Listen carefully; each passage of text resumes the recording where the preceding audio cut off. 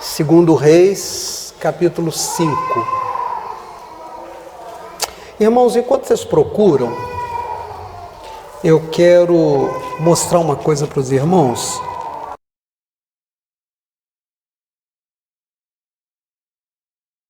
É um pastor, imagino que seja um pastor, com várias armas, fuzis, pistolas e metralhadoras na mesa, e ele ungindo as armas como vocês ouviram. Acho que vocês não conseguiram ver, né? E a que ponto a igreja de Jesus, ou uma boa parte dela, tem caído? Onde é que ficou aquela parte da Bíblia em que Jesus disse para o Pedro: guarda a tua arma, porque aqueles que vivem da arma, pela arma morrerão. Guarda a tua espada. Quem gosta muito de carne? Eu também gosto. A carne de primeira, há 3 anos e meio, custava 17 a 19 reais. Né? Entre uma alcatra e uma picanha, você pagava entre 17 e 19 reais. Hoje, o pãozinho de sal custa 21 reais o quilo. Em 3 anos, o pãozinho de sal ficou mais caro do que a carne de primeira era há 3 anos e pouco atrás. A igreja de Jesus, representada pelos grandes pastores e pelas grandes igrejas desse país, ainda estão apoiando essas aberrações. A gente vai ter que fazer uma escolha entre as grandes igrejas, os famosos pastores, bispos e apóstolos, ou Jesus. Não dá para ter Jesus no meio disso tudo. O que nós estamos passando é por uma maldição. Nós estamos debaixo de uma maldição que começou há quase 4 anos atrás. E eu avisei, irmãos. Tem gente que achou ruim, tem gente que falou mal do pastor Ademir, e eu falei que a gente estava entrando numa casinha de caboclo. E ainda tem gente que se diz cristão, defendendo aberrações como essa. Onde já se imaginou um crente, quanto mais um pastor, pôr a mão num monte de arma, ungir arma e pedir a Deus que as armas nos protejam? A Bíblia que eu tenho diz assim: aquele que habita no esconderijo do Altíssimo descansa à sombra do Onipotente. Quem me protege é o Senhor. Quem protege o crente é o Senhor, não é a arma, irmãos. A gente tem que aprender isso, e tem muito a ver com a mensagem de hoje. Então eu quis começar com essa mensagem, com isso aqui, e eu quero ler a Bíblia então, por favor, em 2 Reis, capítulo 5. E Naamã, chefe do exército, verso 1, do rei da Síria, era um grande homem diante do seu senhor e de muito respeito, porque por ele o Senhor dera livramento aos sírios. E era este varão um homem valoroso, porém leproso. E saíram tropas da Síria e da terra de Israel, e levaram presa uma menininha que ficou ao serviço da mulher de Naamã.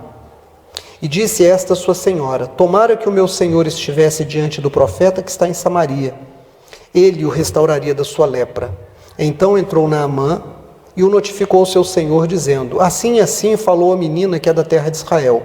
Então disse o rei da Síria: vai, anda, e enviarei uma carta ao rei de Israel. E foi e tomou na sua mão 10 talentos de prata, 6.000 siclos de ouro, 10 mudas de vestes. E levou a carta ao rei de Israel, dizendo: logo em chegando a ti esta carta, saiba que eu te enviei Naamã, meu servo, para que o restaure da sua lepra. E sucedeu que, lendo o rei de Israel a carta, rasgou as suas vestes e disse: sou eu Deus para matar e para vivificar, para que este envie a mim, para eu restaurar a um homem de sua lepra? Pelo que deveras notai, peço-vos, e vede que busca ocasião contra mim. Sucedeu, porém, que ouvindo Eliseu, o homem de Deus, que o rei de Israel rasgara as suas vestes, mandou dizer ao rei: por que rasgastes a tua veste? Deixa ouvir a mim, e saberá que há profeta em Israel. Veio, pois, Naamã com os seus cavalos e com o seu carro, e parou à porta da casa de Eliseu. Então Eliseu lhe mandou um mensageiro, dizendo: vai, lava-te 7 vezes no Jordão, e a sua carne se tornará e se ficará purificado.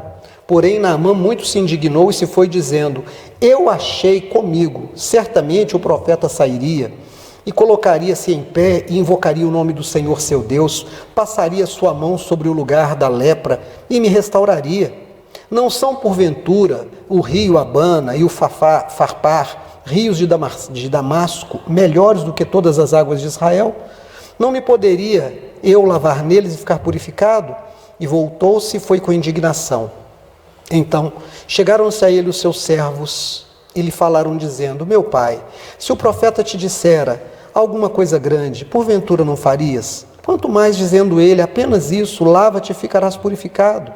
Então desceu, mergulhou no Jordão 7 vezes, conforme a palavra do homem de Deus, e a sua carne se tornou como a carne de um menino, e ficou purificado. Então voltou ao homem de Deus, ele e toda a sua comitiva, veio, se colocou diante dele e disse: eis que eu tenho conhecido que em toda a terra não há Deus, senão em Israel. Agora, pois, te peço que tomes uma bênção do teu servo. Porém ele disse: vive o Senhor em cuja presença estou, que não a tomarei. E instou com ele para que a tomasse, mas o homem de Deus recusou. E disse Naamã: seja assim, contudo, se dê a este teu servo uma carga da terra de um jugo de mulas, porque nunca mais oferecerá este teu servo holocausto nem sacrifício a outros deuses, senão ao Senhor. Nisso perdoe o Senhor o seu servo. Quando o meu senhor, o rei da Síria, entra na casa de Rimom, ali para adorar, e ele se encosta na minha mão, e eu também me tenha de encurvar na casa de Rimom. Quando assim me encurvar na casa de Rimom, nisso perdoe o Senhor, Deus de Israel, a seu servo. E o homem de Deus lhe disse: vai em paz. E ele se foi e estava a uma pequena distância. Então Geazi, o moço de Eliseu, homem de Deus, disse: eis que meu senhor impediu a este Ciro Naamã de dar na sua mão alguma coisa do que trazia. Porém, tão certo como vive o Senhor, que hei de correr atrás dele e tomar dele alguma coisa. E Geazi foi ao alcance de Naamã, e Naamã, vendo que corria atrás dele um rapaz, saltou do carro e, o reconhecendo, lhe disse: vai tudo bem? E ele disse: tudo vai bem, meu senhor me mandou dizer: eis que agora mesmo vieram a mim 2 jovens dos filhos dos profetas da montanha de Efraim. Dá-lhes, pois, 1 talento de prata e 2 mudas de vestes. E disse Naamã: se é servido tomar 2 talentos, e instou com ele, e amarrou 2 talentos de prata em 2 sacos, em 2 mulas de vestes, e 2 mudas de vestes, e pô-las sobre 2 dos seus moços, os quais os levaram diante dele. E chegando ele à altura, tomou-os da sua mão e o depositou na casa, e despediu aqueles homens. Foram-se, então ele entrou e pôs-se diante do seu senhor Eliseu, e este lhe disse: de onde vens, Geazi? E ele disse: teu servo não foi a lugar nenhum. Porém ele disse: porventura não foi contigo o meu coração, quando aquele homem voltou de sobre o seu carro te encontrar? Era isso ocasião para tomares prata, e para tomares vestes e olivais, e vinhas, e ovelhas, bois, servos e servas? Portanto, a lepra de Naamã se pegará a ti e a tua semente para sempre. Então saiu de diante dele todo leproso como uma neve. Amém. Agora o texto que eu quero trabalhar com os irmãos, por favor, Provérbios capítulo 4, verso 23.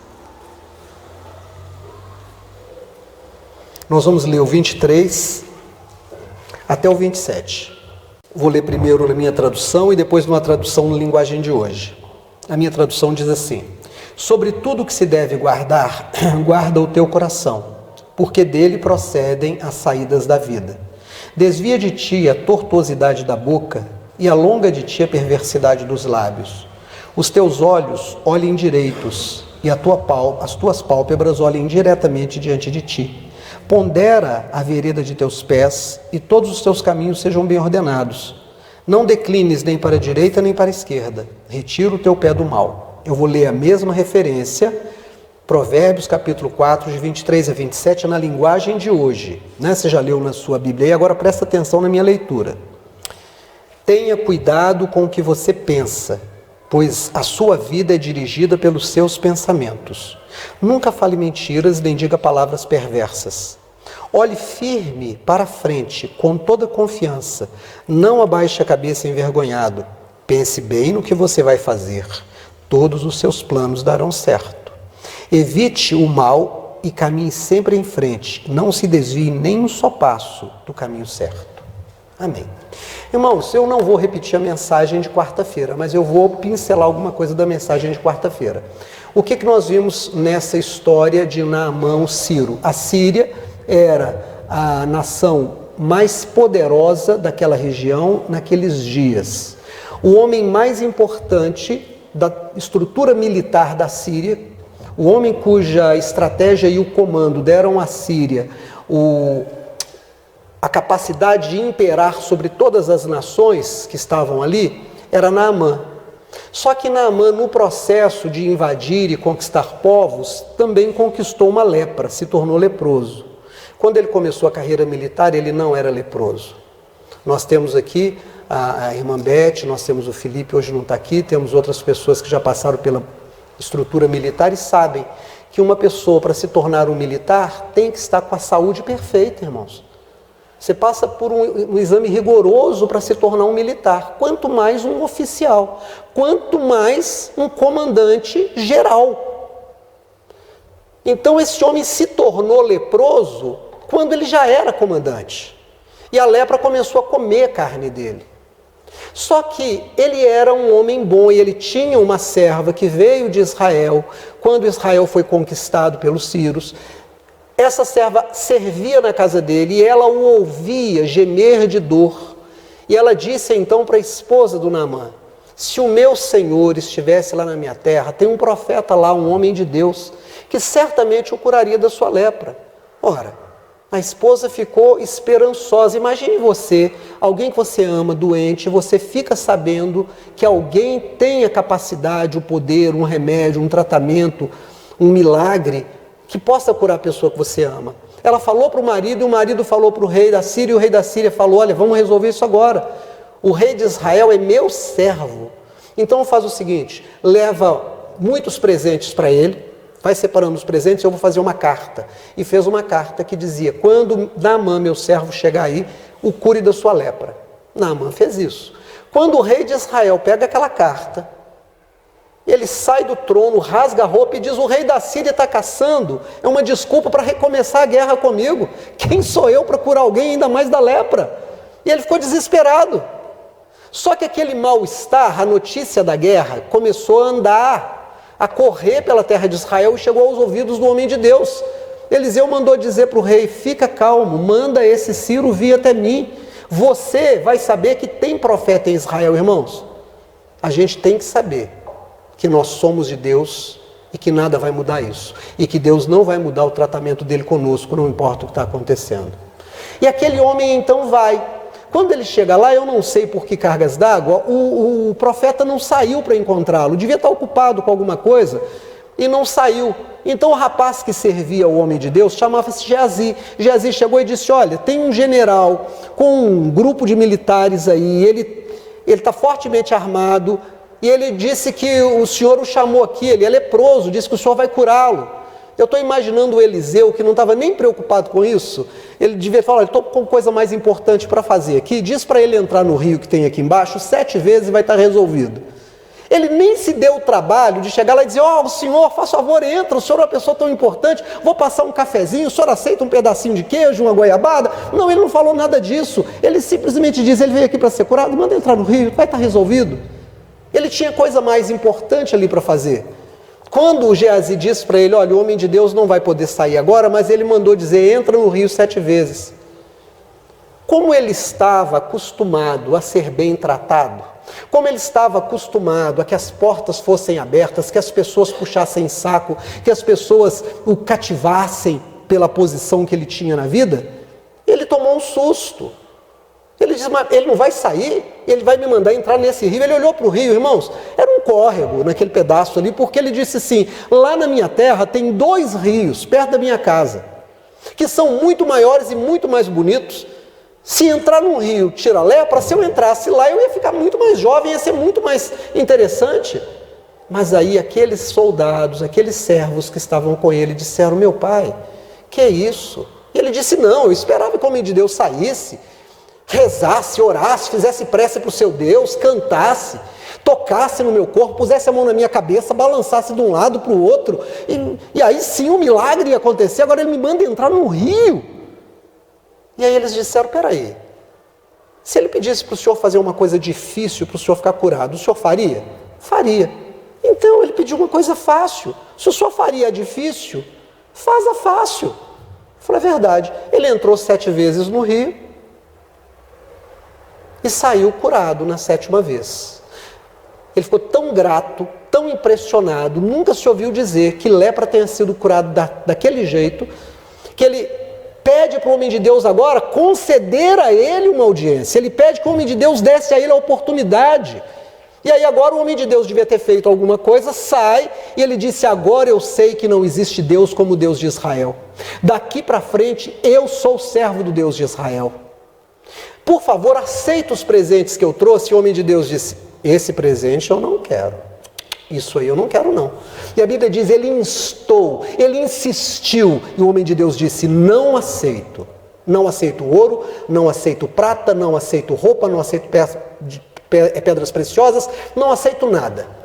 Então ele falou: então tá, então deixa eu pedir uma coisa, eu posso levar a carga de um mulo com as terras de Israel? Porque eu vou colocar essa terra na minha casa e todas as vezes que eu for orar, eu vou ajoelhar na terra de Israel para me lembrar que eu adoro agora o Deus de Israel.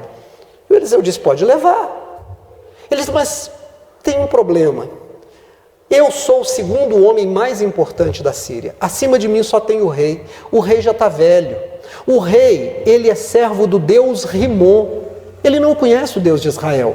E todos os dias ele entra na casa de Rimon, na igreja de Rimon, e sabe na mão de quem que ele se apoia? Sabe quem que tem que levar o rei lá? Eu. Sou eu que levo o rei lá. Então eu vou ser obrigado a entrar no templo de Rimon, e quando o rei ajoelhar para adorar Rimon, eu vou ter que ajoelhar diante do ídolo Rimon.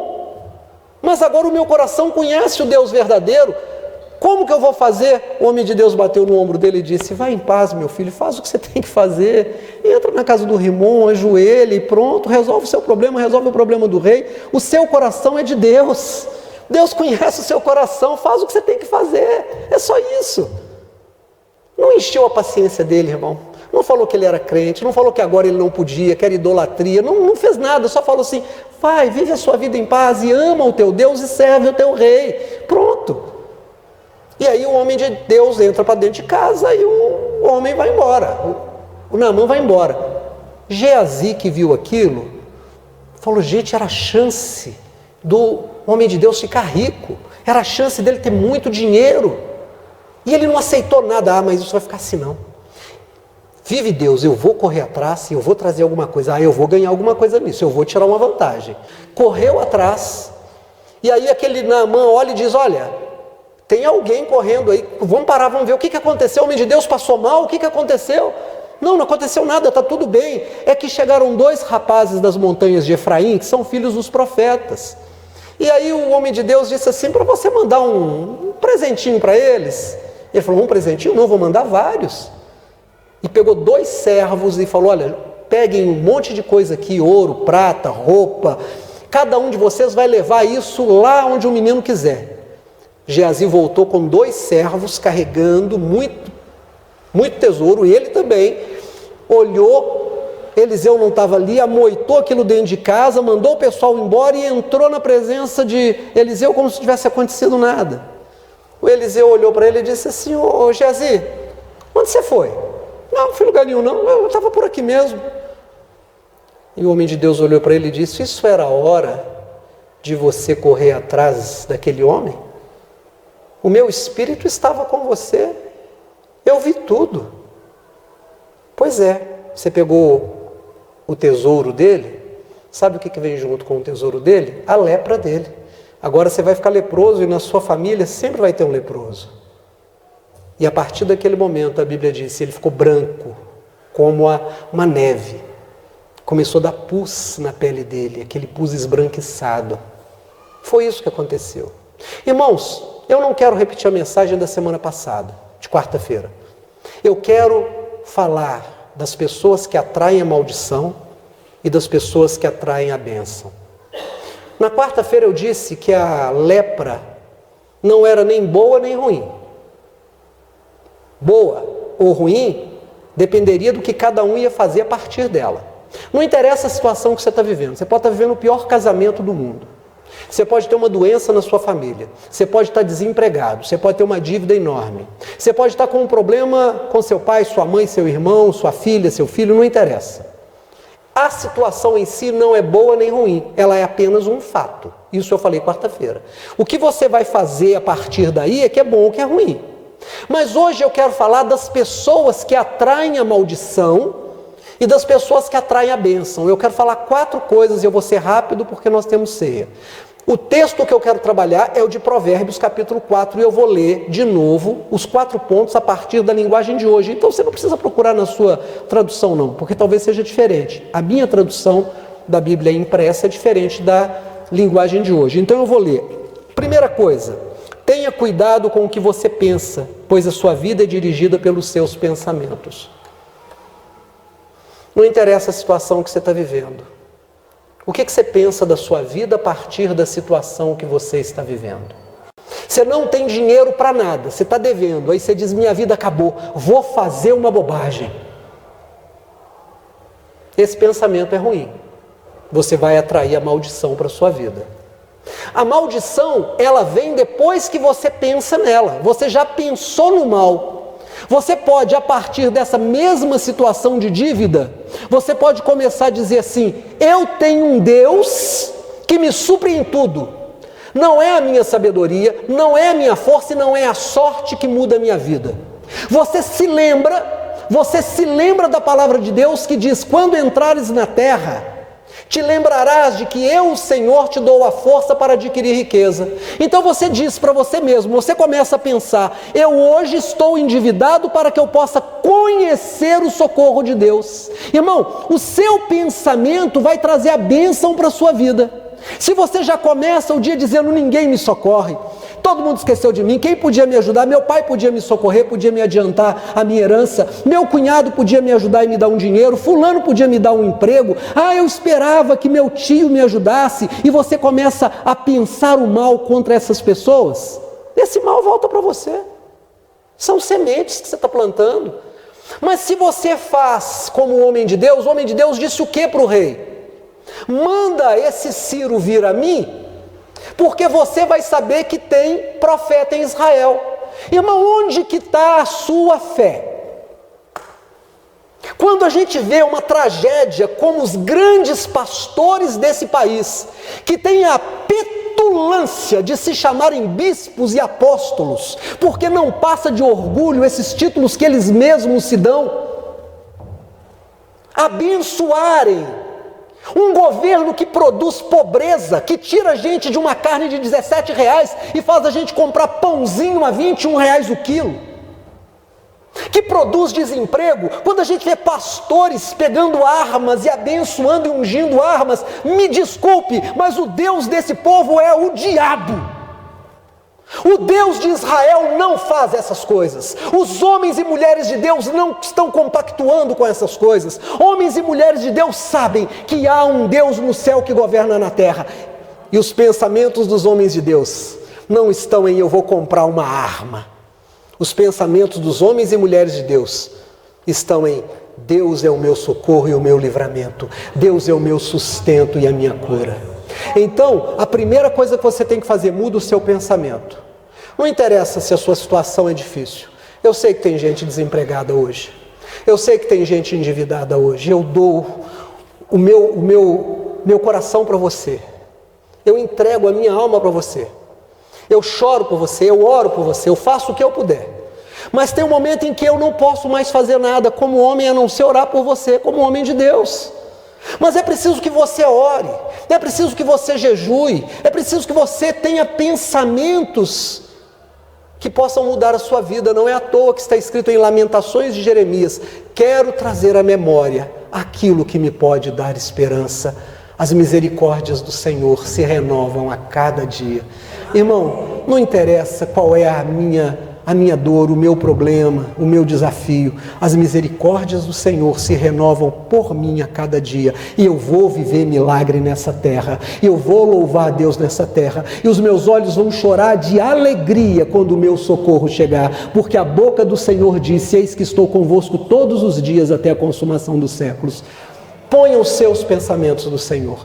Segunda coisa que você tem que pensar, que diz aqui na Bíblia, diz assim, nunca fale mentiras, nem diga palavras perversas. Perversão. Versão é uma forma de ver as coisas. Perverter é mudar a forma de ver as coisas. Então ele diz aqui, presta bem atenção, olha, nunca fale mentiras. Às vezes a gente fala mentira para se beneficiar. Às vezes não se fala mentira, mas se omite a verdade. Às vezes não se omite a verdade, mas muda um pouquinho a história para tirar vantagem de alguém. Não tente tirar vantagem de ninguém. Não tente roubar ninguém. Não tente insultar ninguém. Não tente perverter a imagem de ninguém. Cuidado com o que você fala dos outros. Não fale mentira dos outros. Você está adubando as sementes dos pensamentos. Você vai trazer de volta para a sua vida tudo aquilo que a sua boca disser. Se você falar mentira, a maldição da mentira será sua companheira. O Geazi, ele mentiu. Ele disse para aquele homem Naamã, ele disse, o meu senhor mandou buscar para os 2 jovens que chegaram lá das montanhas de Efraim alguma coisa. Era mentira. Quando o homem de Deus perguntou para ele assim, onde você estava? Ele disse, eu estava por aqui mesmo. Era mentira.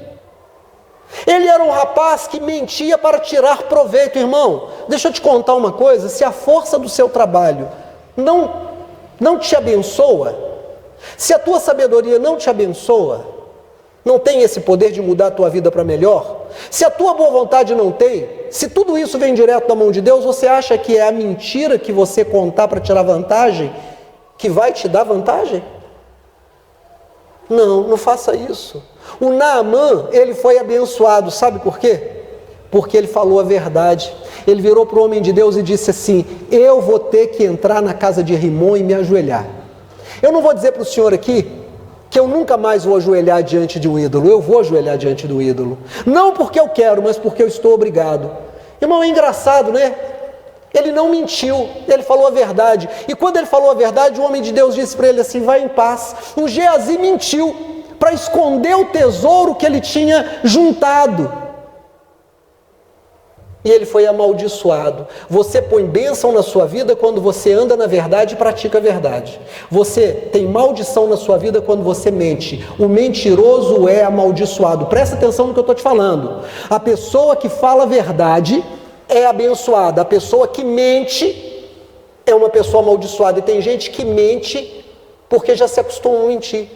Tem gente que mente o que não precisa, gente. Tem gente que mente porque não consegue fazer outra coisa. É engraçado isso, mente nas coisas mais bobas.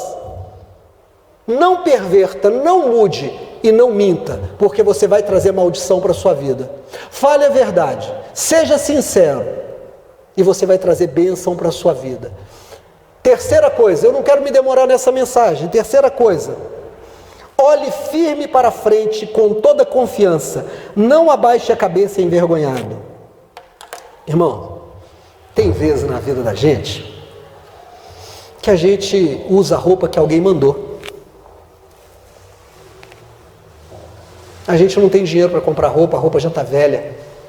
Tem gente que tem que pegar o colarinho, pegar essa parte aqui e virar, descostura e vira, porque a parte de cima já está toda puída. Então vira, dobra ao contrário, porque a parte puída vai para dentro e costura de novo com a parte que estava de baixo para cima.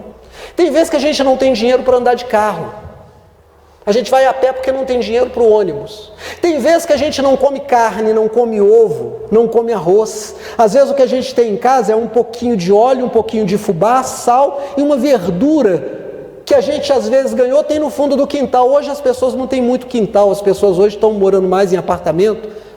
Mas às vezes tem ali um vasinho com uma couve, uma coisa, ainda você tem uma águazinha de fubá ali, rasga uma couve, às vezes é o que você tem para comer uma vez no dia. A Bíblia diz, olhe firme para frente, erga a cabeça, não se envergonhe. Às vezes o seu cunhado vai passar com um carrão e vai olhar para você e falar assim, mas você está com esse carro velho, essa lata velha? Ou vai olhar para você e falar assim, mas você não dá nada, hein, rapaz? Você não melhora nessa vida e você vai baixar a cabeça envergonhado. A Bíblia diz, se você conhece o Senhor, se você fala a verdade, se os seus pensamentos são bons, não se envergonhe da situação que você está passando. A situação que você está passando é para que Deus veja para que todas as pessoas vejam o que Deus vai fazer na sua vida. a sua dificuldade nada mais é do que a matéria-prima de um grande milagre. Porque quando que Deus te colocar lá em cima, os que estavam mais alto que você vão estar abaixo de você. Lembra o que Deus fez com Davi? Deus deixou que o Davi caísse tão baixo na escala social que ele foi o homem mais perseguido de Israel. A eles se juntavam apenas as pessoas de má fama e os endividados. Qualquer pessoa era mais importante do que Davi. Mas quando Deus o tirou daquela posição, o colocou como rei das 12 tribos, o colocou como rei de Israel, e ele foi um rei tão poderoso que o símbolo do reino dele, a estrela de Davi, é a marca da nação de Israel até hoje.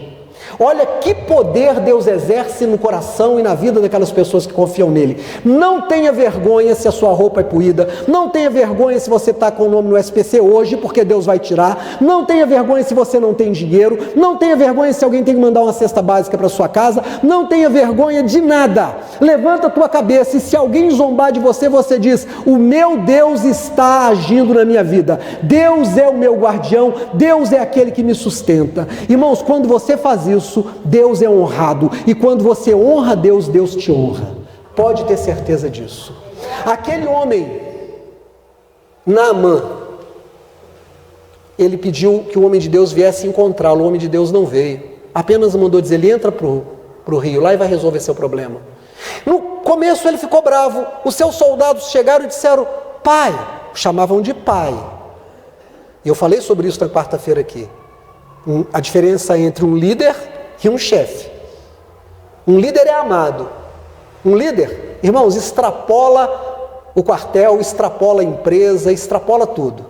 Um líder você encontra com ele 50 anos depois que saiu da empresa e você ainda o chama de líder. Um bom professor, você já se formou há 30 anos, você encontra com ele na rua, você chama ele de professor. Você o honra porque ele é na sua vida ainda um professor. Mas quando a pessoa é ruim, você quer distância dela. Aquele homem ouviu os soldados dizerem: entra no rio. Ele foi humilde. Ele ergueu a cabeça e disse: eu sou leproso. É verdade, é isso que eu sou. Por que eu estou aqui dando chilique? É verdade, eu sou leproso. E aqui tem um rio, eu vou entrar. Ele ergueu a cabeça e disse: tem vida nova para mim, eu vou acreditar. E ele entrou com a lepra dele, ele não teve vergonha dela. Ele não escondeu, ele mostrou. Então, levanta a tua cabeça, não se envergonhe do que você está vivendo hoje, porque o que você está vivendo hoje vai se transformar daqui a pouco. O Senhor Jesus diz na palavra dele que ele vai mudar a tua vida. Põe isso no teu pensamento, acredita nisso, diga isso, profetiza isso, porque é isso que vai acontecer na tua vida. A outra coisa que a palavra de Deus diz, presta bem atenção.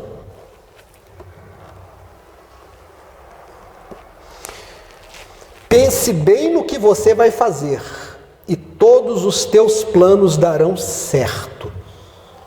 Ai, irmão. Certa ocasião eu estava conversando com o pastor Léo. Quem lembra do pastor Léo? Se por acaso ele assistir esse vídeo, um beijo no coração dele.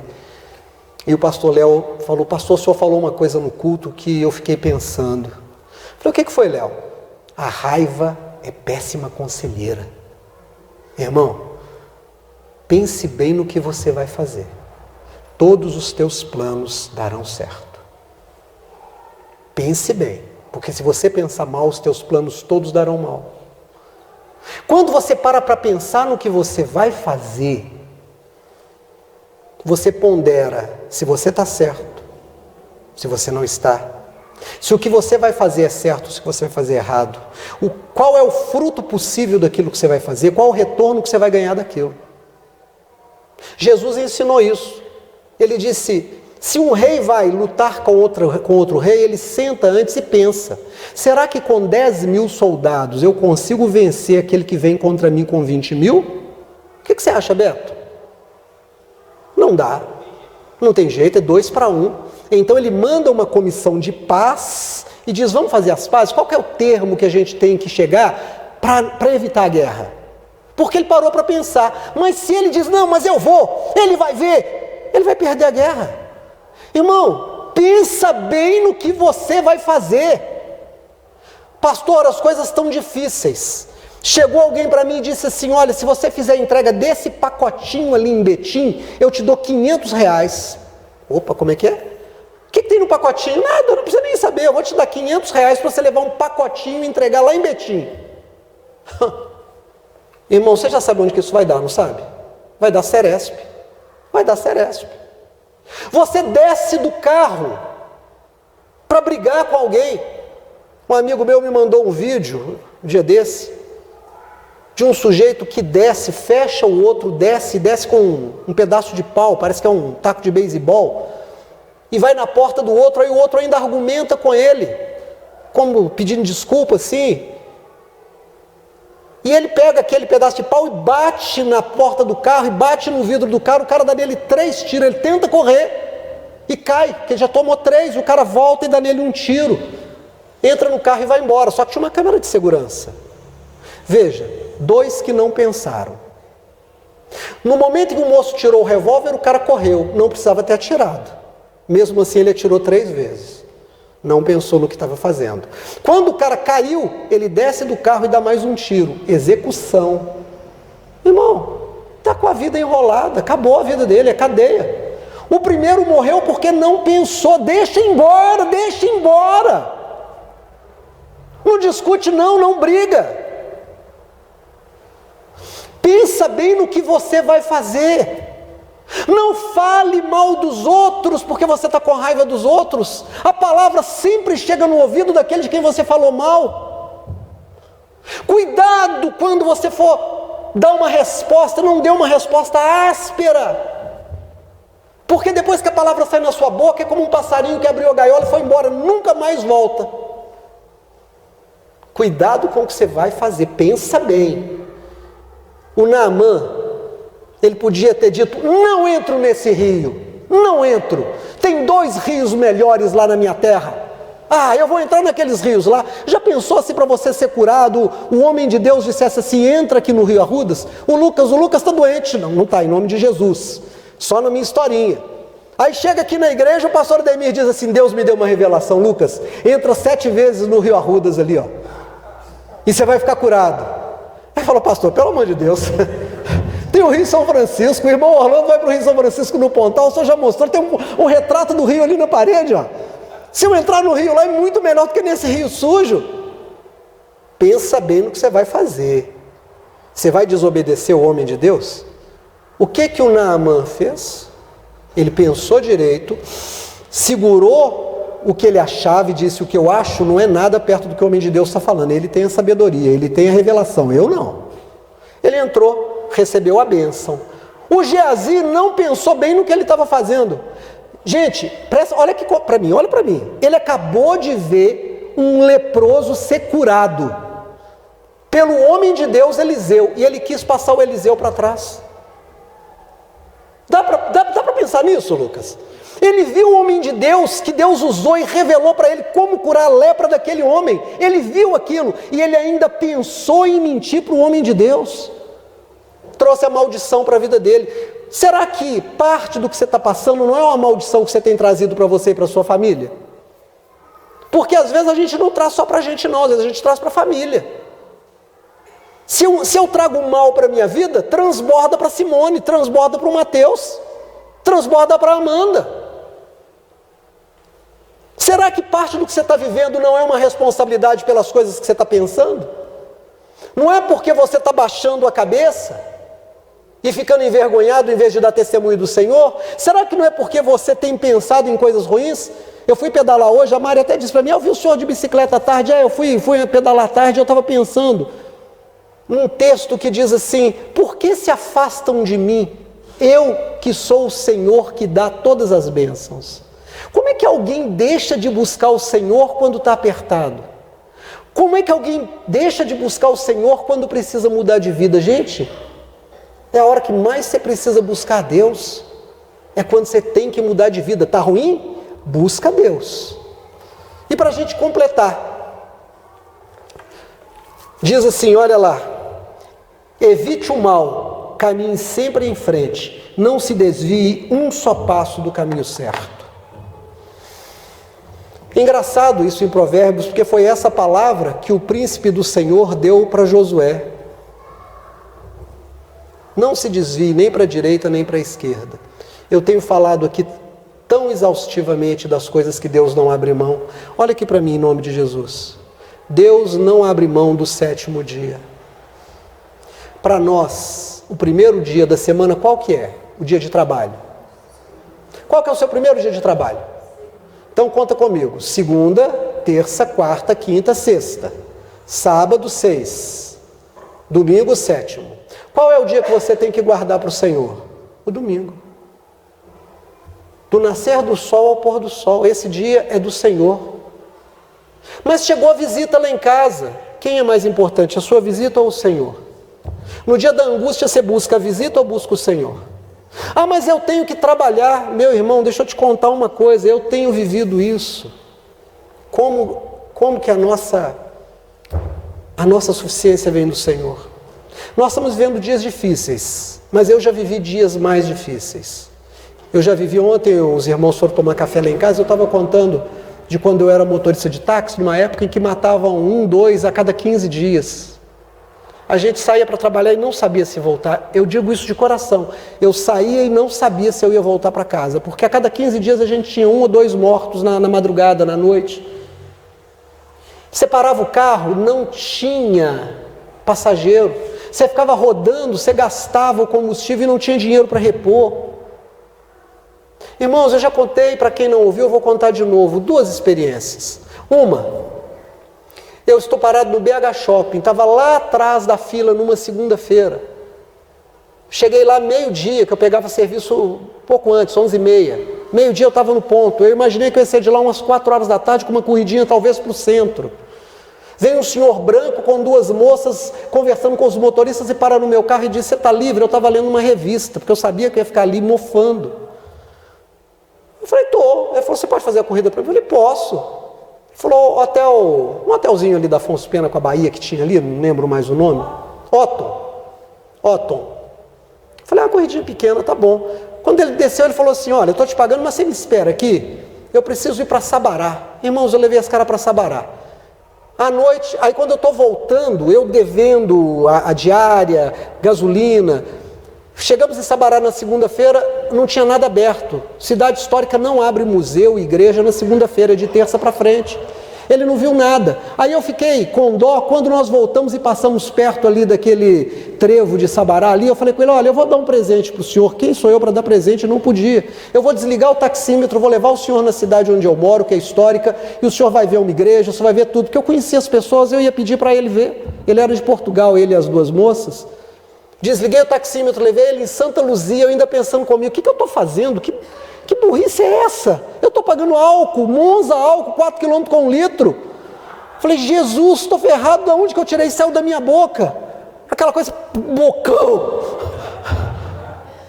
E levei lá, pedi o pessoal, levei na Fonte dos Camelos, na Igreja da Matriz, os amigos foram abrindo, eles viram tudo. Deixei no Shopping Del Rey, ele falou para mim assim... Aí eu falei: olha, estou ligando o taxímetro no mesmo ponto quando a gente está voltando, daqui para frente eu cobro, aquela viagem eu não cobrei. E ele já me deu uma gorjeta. Já salvei, irmãos, a segunda inteira. Eu ia fazer uma corridinha. Aí ele virou para mim e falou: você pode me pegar aqui na volta? Eu falei: não posso, porque eu entro numa fila, não sei que hora que o senhor vai voltar. Não tinha celular, vamos lembrar que não tinha celular. Por acaso, o destino me leva para lá. Quando eu estou na fila que eu chego, ele chega na porta do meu carro, 10h30 da noite, o shopping já fechado, e diz: é você? Eu digo: não posso te levar, tem um passageiro antes do senhor na fila. Ele falou: não tem problema não, me pega no Otto amanhã, 7 da manhã. Eu falei: pego. Levei esse cara para Ouro Preto, irmãos, fiquei com ele o dia inteiro, voltamos meia-noite, fomos comer no Pizza Hut, ele pagando, pagou tudo, pagou a corrida, pagou a comida, pagou tudo. Virou para mim e disse: olha, amanhã eu quero fazer um passeio aqui em Belo Horizonte, tem que fazer compra. Trabalhei com ele a quarta o dia inteiro. No final da quarta ele falou assim: eu quero conhecer o zoológico amanhã na quinta. Eu falei: misericórdia, Jesus é bom demais. Trabalhei com ele a quinta, aí deu hora de almoço, ele falou assim: escuta, eu estou com fome, tem alguma comida boa? Eu falei: tem um carretão gaúcho aqui na Pampulha, se o senhor quiser ir lá, eu levo o senhor. Parei o carro, falei: só pode ir lá, eu espero. Ele virou para mim e falou assim: de jeito nenhum, você vem comigo. Sentei na mesa, comi rodízio. Aí eu falei: não, Jesus é bom demais. Ele falou assim: ó, amanhã, sexta-feira, eu vou embora, eu preciso ir para Confins. Eu falei: Jesus, ainda vou fechar com Confins? Aleluia, Deus é grande. Irmãos, quando Deus quer te abençoar, Ele te abençoa. Eu falei que eram 2 casos. Rodava na madrugada, irmão, e não tinha passageiro, você rodava e não tinha passageiro. Tinha uma boate da comunidade LGBT ali no Barro Preto, os taxistas paravam ali. Eu estou passando, vem um grupo de rapazes, se dá o sinal. Parei, eles disseram, olha, esses seus colegas aqui estão fazendo um pouco da gente, você pode fazer uma corrida para a gente? Falei, com todo prazer. Entraram no meu carro, tratei como trato todo mundo. Eu trato vocês bem? Pois é, eu trato todo mundo muito bem. Os tratei muito bem, irmãos, e a minha esposa lembra disso, e o meu filho lembra disso. Eu carreguei esse grupo por meses. É um grupo muito ativo na noite, vão a muitas festas, a gente tinha bip naquela época, eles ligavam para a central acionava o bip, eu ligava para a central e recebia o recado. Eu pegava 5, 6, exprimia todo mundo naquele Monza, o Monza descia, levava um para Sabará, levava outro para Nova Lima, levava outro. O Mateus e a Amanda beberam leite do dinheiro que eu ganhei desse povo muito. Deus me abençoou tanto através dessas pessoas, e eu os amo e eu os abençoo em nome de Jesus. Quando Deus quer suprir a sua necessidade, irmão, faz o que a Bíblia está dizendo, não se desvia do caminho nem para a direita nem para a esquerda, confia no Senhor, o seu dinheiro vem lá de cima, a sua cura vem lá de cima, a tua saúde vem lá de cima, tudo da tua vida vem do Senhor, Ele é o teu Deus. Profetiza, muda o teu pensamento, não se desvie do Senhor. Deus quer te abençoar, mas se você no seu coração diz, não é assim não, estou desanimado, cuidado, todos os teus planos darão errado. Não vai ter uma coisa que vai dar certo na tua vida. Os anos vão passar. Você vai ficar seco ou seca, amargurado ou amargurada. Todo mundo vai melhorar e você vai ficar para trás, porque você escolheu isso. A culpa não é de Deus, é sua. Hoje você pode fazer um pacto com Deus e mudar isso. Amém? Naamã voltou para casa sem lepra. Geazi ficou em casa com lepra. Um trouxe a bênção, o outro trouxe a maldição. Por que o homem de Deus não aceitou os tesouros? Porque junto com o tesouro viria a lepra. Aquele tesouro, aquele homem só conquistou porque ele destruiu lares, destruiu nações. Muita coisa ruim veio com os espólios de guerra. Então a dor que ele produziu através do exército da Síria nas nações ao redor, vieram para ele como maldição. No dia que ele teve um encontro com o Senhor, aquilo saiu da vida dele. O dia que o Geazi quis a riqueza que acrescenta dores, ele ficou com as dores da lepra. Não queira o que está amaldiçoado, não deixa o que está amaldiçoado entrar na sua vida, porque se você deixar, a maldição se instala na sua vida. Amém? Por isso é que a Bíblia diz, não se desvie nem para a direita nem para a esquerda. O 7º dia pertence ao Senhor. Toda honra e toda glória pertence ao Senhor. A vingança pertence ao Senhor. O louvor pertence ao Senhor. E o Senhor me abençoa através de um pastor que Ele põe na minha vida. Não existe vida com Deus fora da igreja. Isso é uma das mentiras de Satanás. Amém? Vamos ficar de pé.